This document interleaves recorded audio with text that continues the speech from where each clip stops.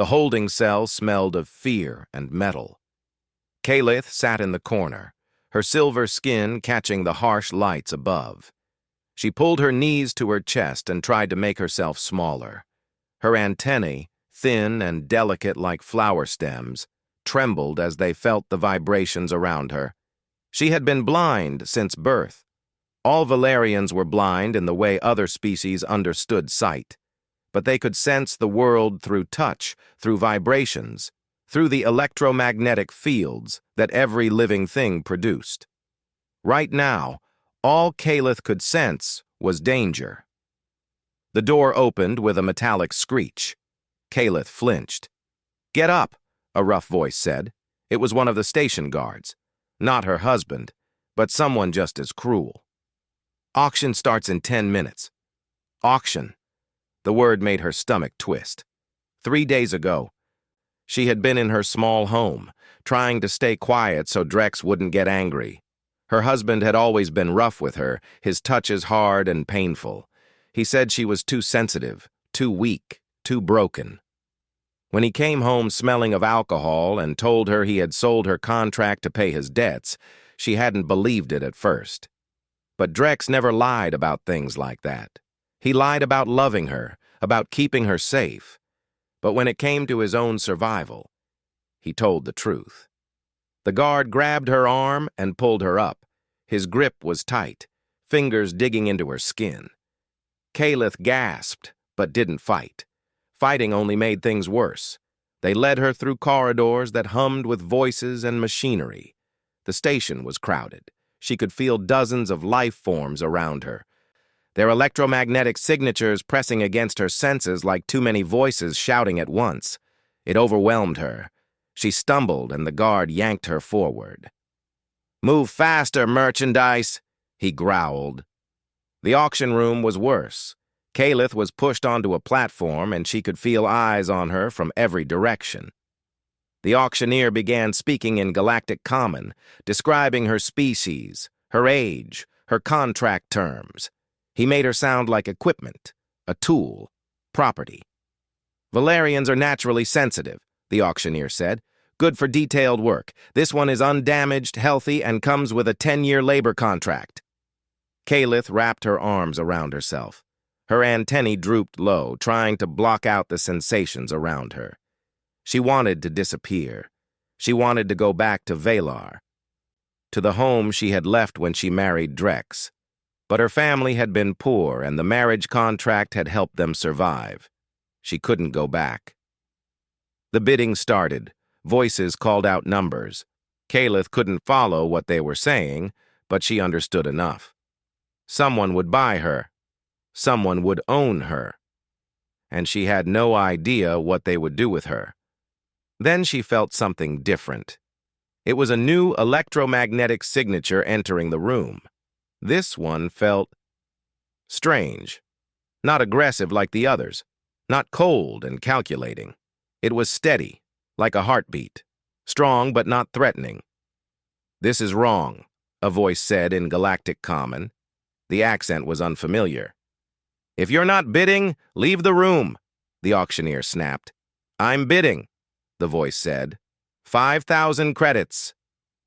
The room went quiet. That was more than twice the current bid. Going once, twice, sold to the human. Human. Kalith had heard of humans before, but she had never met one. They were new to the consortium, a strange species that seemed to have strong opinions about everything. Drex had called them weak and emotional. Heavy footsteps approached the platform. Kalith tensed, waiting for rough hands to grab her. "Hello," the voice said quietly. "My name is Marcus. I'm going to help you down from there, okay? I'll touch your arm now." Kalith's antennae lifted slightly. He had warned her. No one ever warned her before touching. A hand touched her elbow. The grip was firm but gentle, not painful, not harsh, just steady. "There are 3 steps down," Marcus said. "I'll guide you." He did guide her, slowly, carefully. When she stumbled on the last step, his other hand caught her shoulder to steady her. Then he let go immediately. "Sorry," he said. "Are you okay?" Was she okay?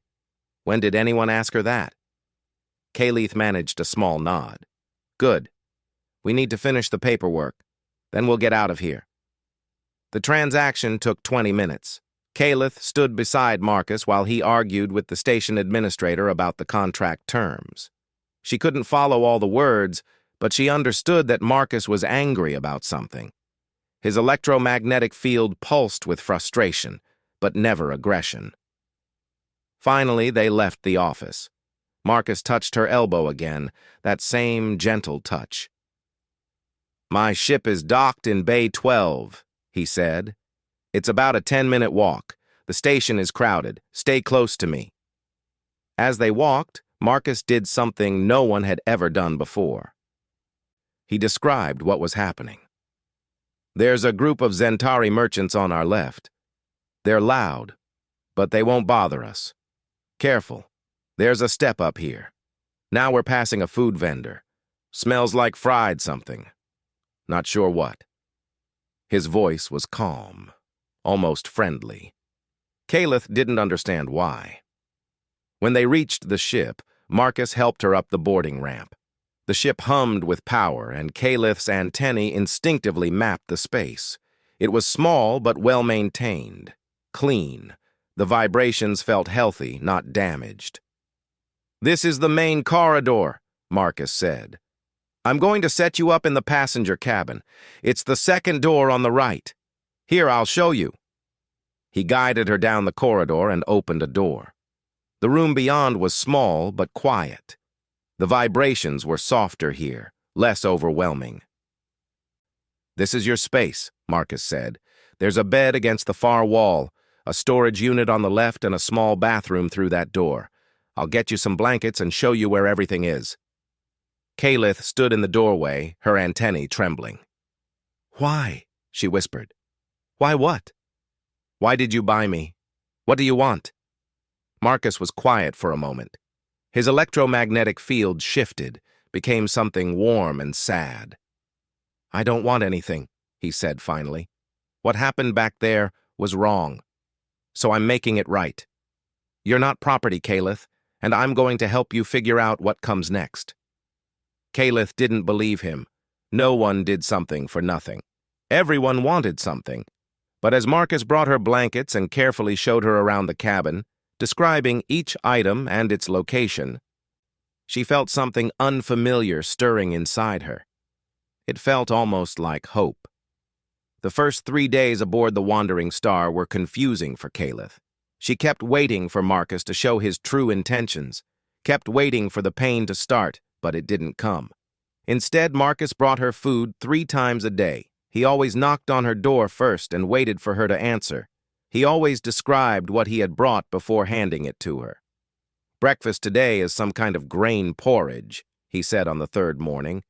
"It's warm, kind of thick. There's also fruit. Small, round, sweet. I tested it for toxins already. It's safe for Valerians." Kayleith took the bowl carefully. Her fingers explored the texture before she ate. It was good, simple but good. "Thank you," she whispered. "You're welcome." Marcus paused. "Listen, I wanted to talk to you about something. Your contract says you were being sent to a mining colony. I bought out the full contract, which means, legally, I own your labor for 10 years. Kayleith's antennae drooped. There it was, the truth. "But I don't believe in owning people," Marcus continued. "So I'm going to file dissolution papers at the next consortium legal station. It'll take a few weeks, but then you'll be free. Completely free." Kayleith's head snapped up. "Free?" "Yes. You can go wherever you want. Do whatever you want." "I don't understand. You spent 5,000 credits?" "It's just money," Marcus said. His electromagnetic field was steady, honest. "What they were doing was wrong. I had the money to stop it, so I did." Kayleith's hands trembled. She wanted to believe him. But believing had always led to disappointment before. "Where will I go?" she asked quietly. "That's up to you. We can take you back to Valar if you want, or any other planet. Whatever you choose. My family sold me to Drex, Kalith said. I can't go back there. Okay. Then we'll figure something else out. You've got time. After Marcus left, Kalith sat on her bed and tried to process what was happening. The ship's engines hummed beneath her, a steady rhythm that was actually soothing. Through her antennae, she could sense Marcus moving around the ship. His footsteps were predictable now. She was learning his patterns. That afternoon, Marcus knocked on her door again. I had an idea, he said. Would you like to explore the ship? I can show you around, help you learn the layout. It might be boring sitting in your cabin all day. Kalith hesitated, then nodded. Yes, I would like that. Marcus took his time showing her everything. He didn't just tell her where things were. He let her touch them, explore them. He put textured markers on different doors so she could tell them apart by feel. This is the cockpit, he said, guiding her to a chair. You can sit here if you want. It's got the second-best view on the ship. I can't see, Kalith reminded him softly. I know, but I can describe it to you. Would you like that? No one had ever offered to describe things to her before. Drex had always said it was pointless since she was blind anyway. Yes, she said. Marcus sat in the pilot's chair beside her. Okay. Right now, we're passing through a solar system with 3 planets. The closest one is red and rocky. Imagine. Imagine rough stone, hot from a fire. That's what it looks like. The next one is covered in clouds, all white and gray, spinning slowly. And the third is small and dark, like cooled metal. Kalith listened, her antennae raised high. She couldn't picture colors the way Marcus described them, but she could feel the enthusiasm in his voice. He wanted to share this with her. What does Earth look like? She asked. Marcus was quiet for a moment. Earth is beautiful. It's blue and green and white, oceans, land, clouds. But more than how it looks, it's how it feels. When you're on Earth, you can feel the wind. You can hear birds singing. You can smell rain coming. I think you'd like it. You miss it. Yeah, Marcus admitted. I do. My family lived there. They died in a mining accident 5 years ago. After that, I couldn't stay. Too many memories. So I bought this ship and started hauling cargo across the galaxy. Kalith felt a surge of empathy. You're alone too. I guess I am, Marcus said. Maybe that's why I understood what you were feeling back at that station. No one should be alone like that. They sat in comfortable silence for a while. Then Marcus showed her the rest of the ship. The engine room, with its powerful vibrations that Kalith could map easily. The small galley where Marcus prepared food. The storage bay, mostly empty right now. And then they came to a door at the end of the corridor. This is my favorite place on the ship, Marcus said. It's the hydroponics bay. I grow plants here. Food, mostly, but also some things just because they're nice. Can I show you? Kalith nodded.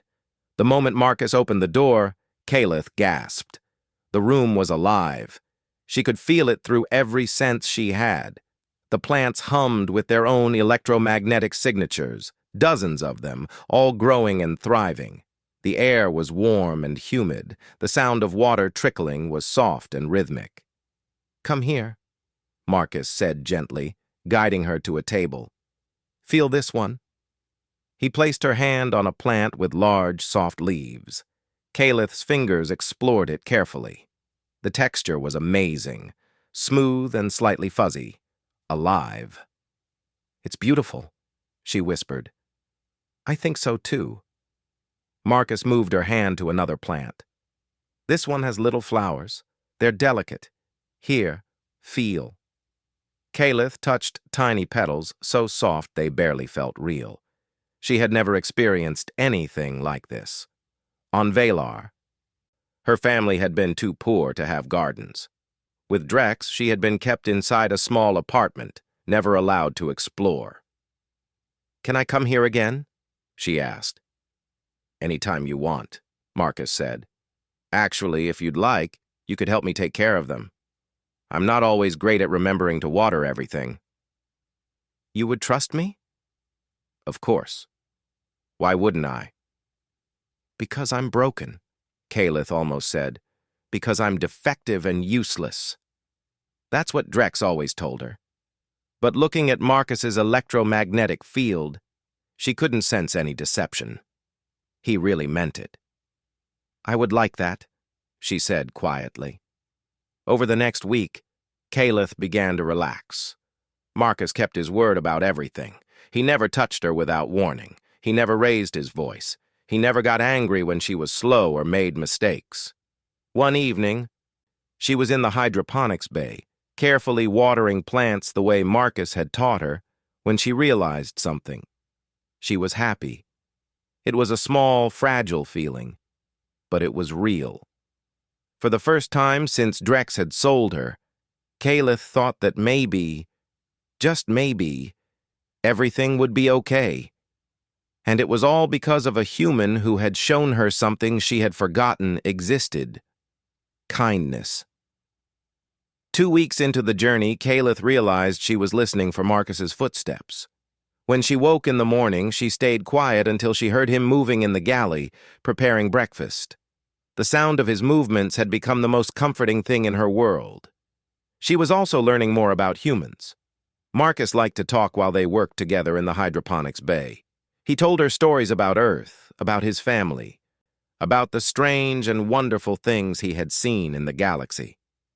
"Humans are actually pretty new to space travel," Marcus explained one afternoon while they were checking the plants. "We only figured out faster-than-light travel about 50 years ago. Most species had it thousands of years before us." "Why were humans so slow?" Kalith asked, her fingers gently testing soil moisture. "We were too busy fighting each other," Marcus said with a sad laugh. "For most of our history, humans couldn't agree on anything. Different countries, different beliefs, different ideas about how to live. We had wars, lots of them." Kalith's antennae perked up. "But you stopped fighting?" "Mostly. When we finally got into space and met other species, we realized how stupid it was to fight among ourselves. We had bigger things to worry about. Bigger questions to answer." He paused. "My grandfather used to say that meeting aliens was the best thing that ever happened to humanity. It made us grow up." "Valerians don't fight," Kalith said quietly. "We're too sensitive. Violence hurts us more than other species, but that makes us weak. Other species take advantage of us." "Being sensitive doesn't make you weak," Marcus said firmly. "It makes you different, and different isn't bad."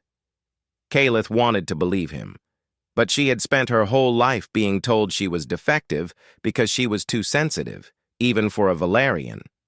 Her reactions were too strong, her emotions too obvious. Drex had hated that about her. "Tell me something," Marcus said, his voice gentler. "What's it like, sensing the world the way you do?" No one had ever asked her that before. Not in a curious way. Not in a way that suggested he actually wanted to understand. "It's hard to explain," Kalith said slowly. "I feel vibrations through my antennae. Every living thing has an electromagnetic field and I can sense it. I know where you are in a room because I feel your heartbeat, your breathing. I know when you're happy or sad because your field changes." "What do I feel like right now?" Marcus asked. Kalith focused on him. His field was strong and steady like always, but there was something else there too, something warm and curious. "You feel interested, happy, calm." She hesitated. "And a little lonely." Marcus didn't deny it. "Yeah, that's pretty accurate. You're really good at this. It's the only way I know how to understand the world." "Can you teach me?" Marcus asked. "I mean, not the electromagnetic thing. Humans can't do that. But the other stuff. How Valerians communicate. I don't want to accidentally do something that's rude or hurtful in your culture." The request surprised Kayleith so much that her antennae went completely still. You want to learn about my culture? Of course. Why wouldn't I? Because Drex never did, Kayleith thought. Because he said Valerian ways were backward and primitive. Valerians communicate through touch, she explained carefully. Different touches mean different things. A light touch on the shoulder means friendship. Pressing palms together means trust. Touching someone's face is very intimate. It's how we truly see each other. What do you mean, see? When a Valerian touches someone's face, we can read their electromagnetic field more clearly. We understand who they really are, not just what they show on the surface. It's very personal. You only do it with people you love or want to bond with. Marcus was quiet for a long moment. And your husband never learned this? No. He said it was stupid. He touched me however he wanted. Rough, painful. Kayleith's voice became smaller. He said I was too sensitive, that I needed to toughen up. He was wrong. Marcus's voice was hard now, angry, but not at her.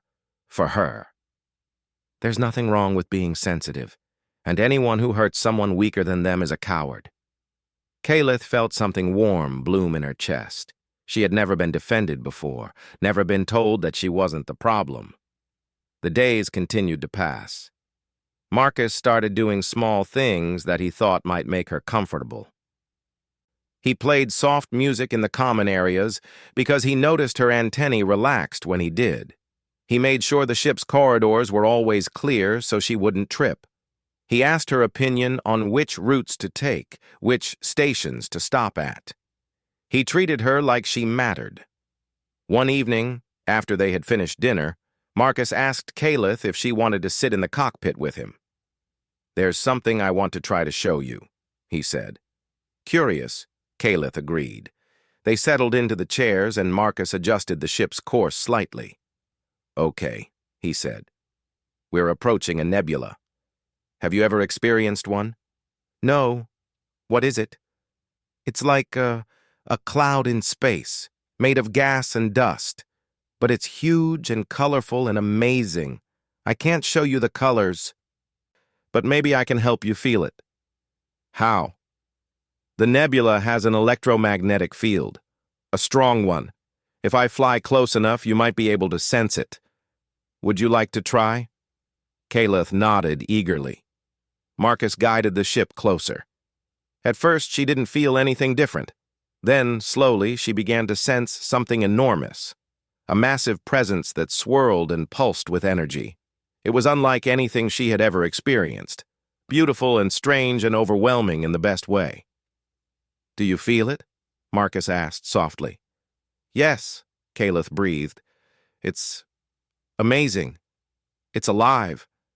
Not alive, exactly. But I know what you mean. It feels that way to me, too. They sat together in silence, experiencing the nebula. Marcus in his way, Kayleith in hers. But experiencing it together made it special. Marcus, Kayleith said after a while. Yeah? Why are you being so kind to me? Marcus considered the question carefully. Because everyone deserves kindness. And because... He paused. Because I like you, Kayleith. You're brave and curious and stronger than you think. I like spending time with you. Kayleith's antennae trembled. Her heart beat faster. She recognized what she was feeling, and it terrified her. She was falling in love with him. It was too soon, too dangerous. She barely knew him. But her body didn't care about logic. Every time Marcus spoke, every time his electromagnetic field pulsed with that steady, kind warmth, she wanted to be closer to him. She wanted to touch his face, to truly see him the way Valerians did. But she was afraid. What if he didn't feel the same way? What if she was misreading everything? What if he was just being kind, nothing more? I like spending time with you, too, she whispered. It was the smallest confession, but it was a start. As they sat together watching a nebula that only one of them could see with eyes, Kayleith felt something she hadn't felt in years. She felt safe. And more than that, she felt hope. Hope that maybe, just maybe, she had finally found someone who understood that gentleness wasn't weakness, it was strength. The Wandering Star docked at Meridian Station, one of the largest trading hubs in the sector. Marcus needed to file the contract dissolution papers and pick up supplies. He had asked Kalith if she wanted to come with him or stay on the ship. "I'll stay here," she had said. Stations were too crowded, too overwhelming for her senses. "Is that okay?" "Of course. I'll be back in a few hours. Lock the door behind me and don't open it for anyone but me. I'll knock 3 times, pause, then twice more. That'll be our signal." Kalith had smiled at that. Their signal. Like they were a team. Marcus had been gone for 2 hours when Kalith heard footsteps on the boarding ramp. Heavy footsteps. Not Marcus's steady rhythm. These were harsh, aggressive. Her antennae went flat against her head in fear. The footsteps stopped at the door. Then came a pounding knock that made her flinch. "Open up!" a familiar voice shouted in Valerian. "I know you're in there, you useless creature!" Drex. Kalith's blood turned to ice. She backed away from the door, her hands shaking. How had he found her? Why was he here? "The human isn't here to protect you," Drex continued. "I have legal documents. You belong to me. Open this door, or I'll have the station security break it down." Kalith couldn't move. She couldn't think. Drex's electromagnetic field seeped through the door, aggressive and angry. It felt like being burned. "Fine," Drex snarled. "I'll wait for your human to return. Then we'll see what happens." Kalith heard him move away from the door, but he didn't leave. He was waiting, hunting. She had to warn Marcus. But how? She felt her way to the ship's communication panel, but she had never used it before. Marcus had shown her where it was, but not how to operate it. "Think," she told herself. "Think." Her fingers explored the panel, feeling for buttons, switches, anything. She pressed several controls, hoping one of them would connect her to Marcus's communicator. Instead, alarms started blaring. Kalith stumbled backward, overwhelmed by the sudden noise. The door hissed open and Drex stormed in. "Stupid female," he said in Valerian, grabbing her arm roughly. His grip was painful, fingers digging into her skin the way they always had. "You're coming with me!" "No!" Kalith tried to pull away, but Drex was stronger. "You were never this defiant before," Drex said. "Has the human been putting ideas in your head, making you think you're worth something?" "Let go of me." Drex laughed. It was a cruel sound. "Your human violated the contract terms. You were supposed to be delivered to the Kalnar mining colony. Instead, he kept you. That's illegal. I have every right to reclaim you. I'm not property. You're whatever I say you are. Your family sold you to me, remember? You're mine." "Actually," a new voice said from the doorway, "she's not." Marcus. Kalith felt his electromagnetic field enter the space like a wave of controlled fury. He was angry, angrier than she had ever sensed him before. But it was cold anger, calculated. "You're trespassing on my ship," Marcus said, his voice dangerously quiet. "Let her go." "You have no authority here, human," Drex said, but his grip on Kalith's arm loosened slightly. "I have legal documentation." "Forged documentation," Marcus interrupted. "I had it analyzed this morning when I filed the dissolution papers. Your marriage contract with Kalith was never valid under Valerian law. Her family's thumbprints were falsified. You forced her into the marriage, which makes the entire subsequent transaction illegal." Kalith's antennae shot up. "What?" "Your family never sold you," Marcus said, his voice gentler when he spoke to her. "Drex forged the documents. I found your real family's records. They've been looking for you for 3 years. Drex's grip tightened again, and Kalith cried out. "Lies. Human lies." "Station security is on their way," Marcus said calmly. I activated the alarm when I saw you forcing your way onto my ship. You have about 30 seconds to decide if you want to go quietly or if you want to make this difficult. She's worthless anyway, Drex spat. Too sensitive, too weak. No one would want her. I want her, Marcus said simply, and that's all that matters. The words hung in the air. Kayleith felt them through her entire body, through every sense she had.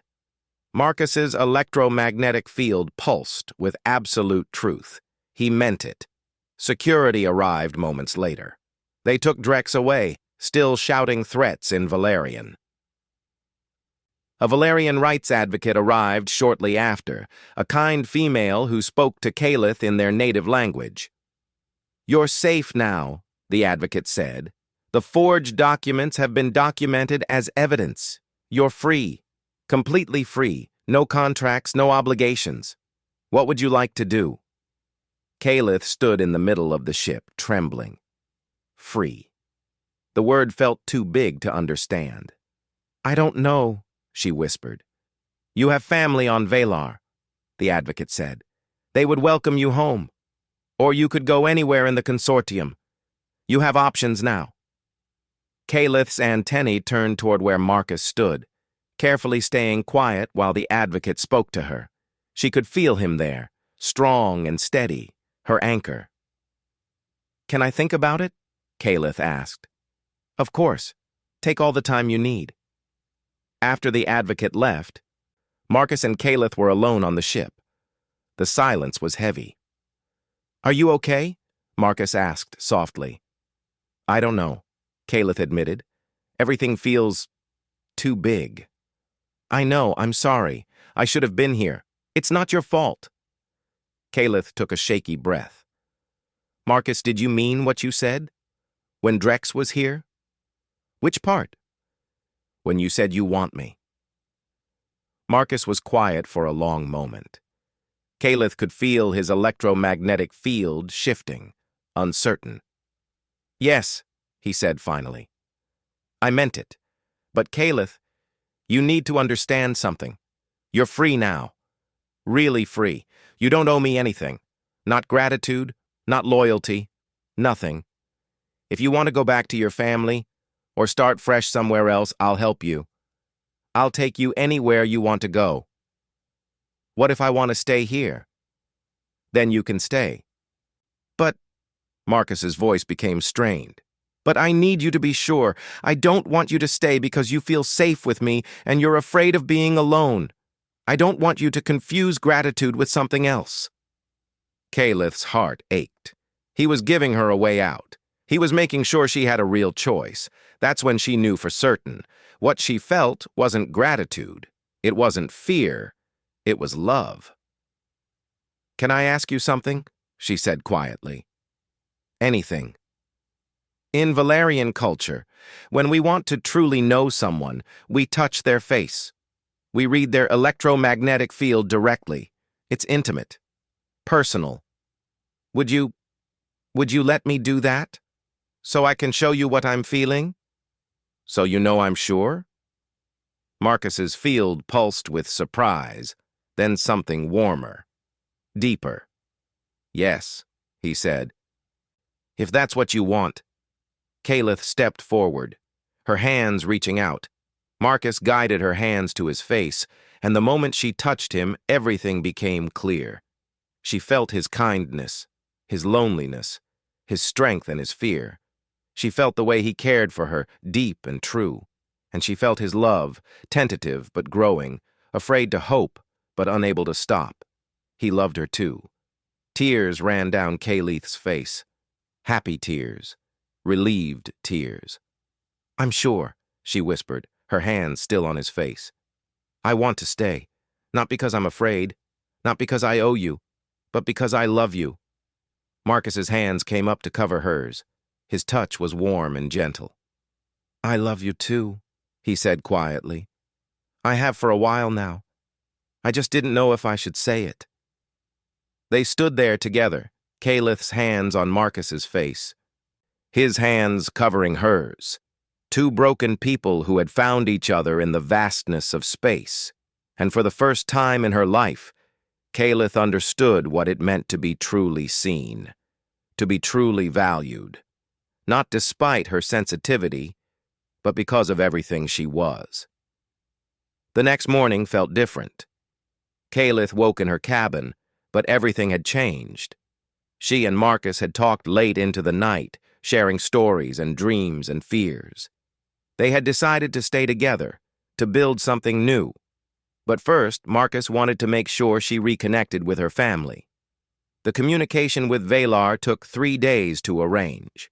When the call finally connected, Kalith heard her mother's voice for the first time in 3 years. "Kalith, is it really you?"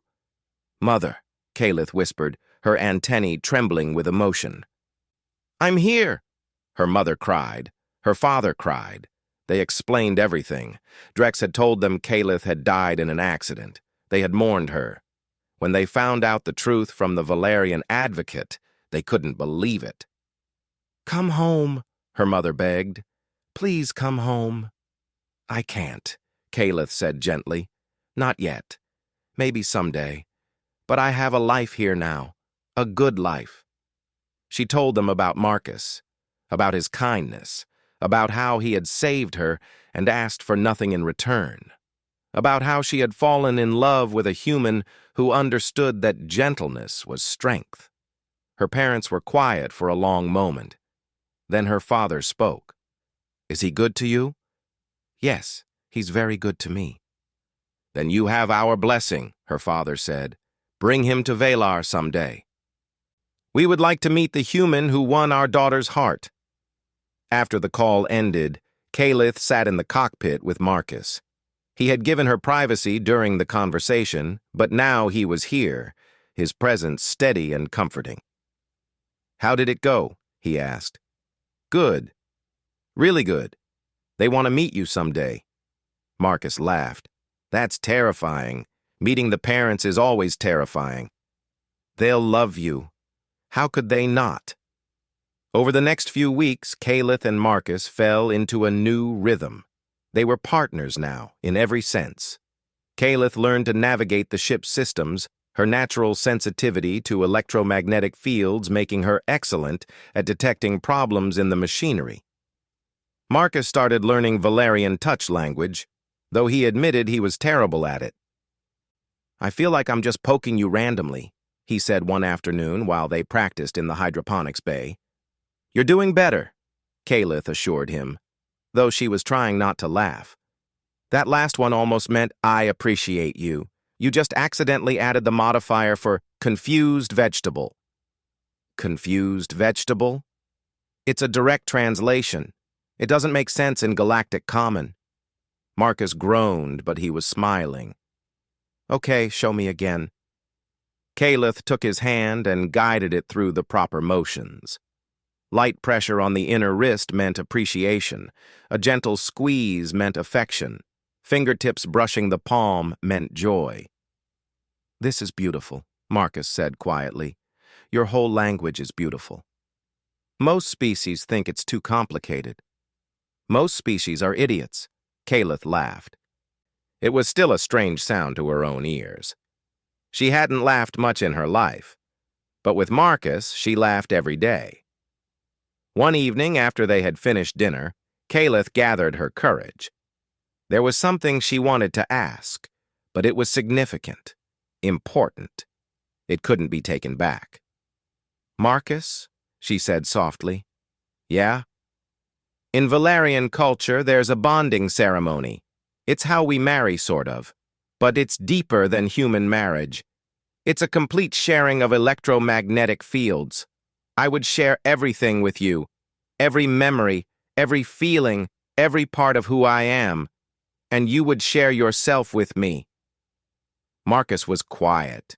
She could feel his field shifting, surprised but interested. "Is that something you want?" he asked carefully. "Yes, but only if you want it too. It's intimate, vulnerable. I would see all of you, and you would feel all of me through the connection. There would be no secrets between us." "Would it hurt?"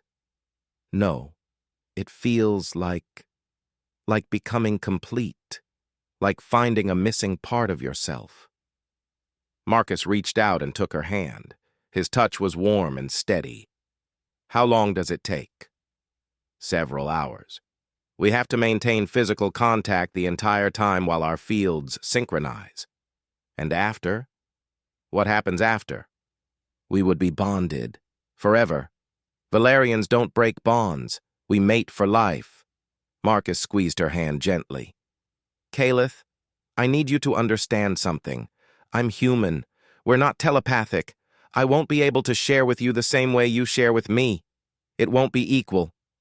I know, but I'll feel your heart, your emotions, your truth. That's enough for me.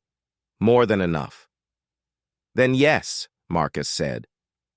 I want to bond with you. When? Whenever you're ready. How about tonight? Kaleth's antennae lifted in surprise. Tonight? Are you sure? I've never been more sure of anything. They prepared the hydroponics bay for the ceremony. It was the most peaceful place on the ship, full of life and growth. Marcus brought blankets and made them comfortable on the floor among the plants. Soft music played in the background. Kaleth explained what would happen. I'll place my hands over your heart. You can hold me however feels comfortable. Then I'll open my field completely. You'll feel it as warmth, maybe pressure. Don't be afraid. Just breathe and let yourself feel. I trust you, Marcus said simply. They settled close together. Kaleth placed both hands on Marcus's chest, feeling his heartbeat through her palms. Marcus wrapped his arms around her, holding her gently but firmly. Then Kaleth opened herself completely. The bond formed slowly. At first, it was just warmth spreading between them. Then Kaleth began to sense Marcus's memories. His childhood on Earth running through green fields, his family loving and close, their deaths, the crushing grief, his loneliness afterward, drifting through space without purpose, then finding her at the station. The moment he decided to act. The decision that changed both their lives. She felt his love for her, growing day by day. She felt his fear that she would leave, his hope that she would stay, his determination to give her choices, even when it hurt him. And Marcus felt her too. Through the connection, he experienced her childhood, the confusion of being blind in a sighted world. Even among her own people, the arranged marriage to Drex, the pain, the fear, the loneliness.